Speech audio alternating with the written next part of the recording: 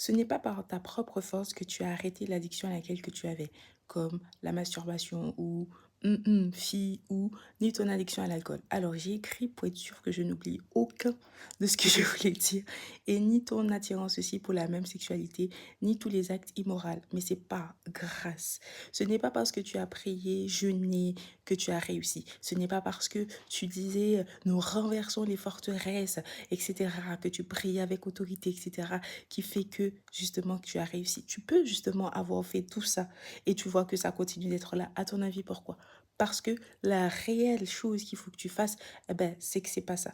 Au final, en fait, on vous dit ouais d'arrêter de faire ça, mais on vous dit pas comment il faut arrêter de faire ça. En fait, vous devez vous rapprocher de Dieu, parce qu'en fait, en vous rapprochant de Dieu, ben naturellement, en fait, ça va s'éloigner de vous.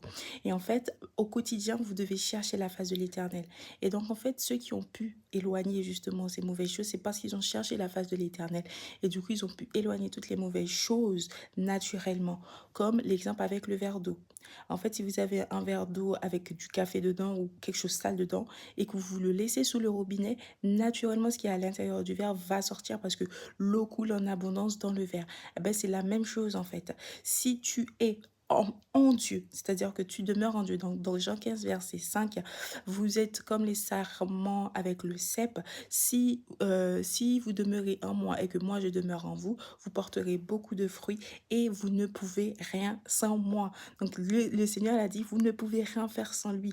Donc, en fait, il vous a accordé sa grâce sur cet esprit et c'est pour ça que vous avez éloigné toutes vos addictions et aujourd'hui vous en êtes libérés. Alors ne jugez pas ceux qui en souffrent puisque vous étiez là. Au contraire, en fait, prenez-les par la main, accompagnez-les, donnez-les de l'amour, montrez-les que c'est par grâce que Dieu les attend et qu'ils peuvent y arriver. Prenez soin de votre entourage. Donc je sais qu'on a tendance à critiquer les autres dès qu'ils font le mal, etc. En fait, si vous voyez justement quelqu'un dans votre entourage en train de lutter avec quelque chose qui est très compliqué, au lieu de critiquer en lui disant fais pas ça, eh ben, en fait, montre-lui ce qu'il faut qu'il fasse. Parce que si vous lui dites fais pas ça, mais vous lui dites pas ce qu'il faut faire, ben, comment il peut y arriver? Il va croire qu'en fait, ce qu'il fait, c'est mal. Du coup, il va genre culpabiliser et du coup encore il va pécher, etc.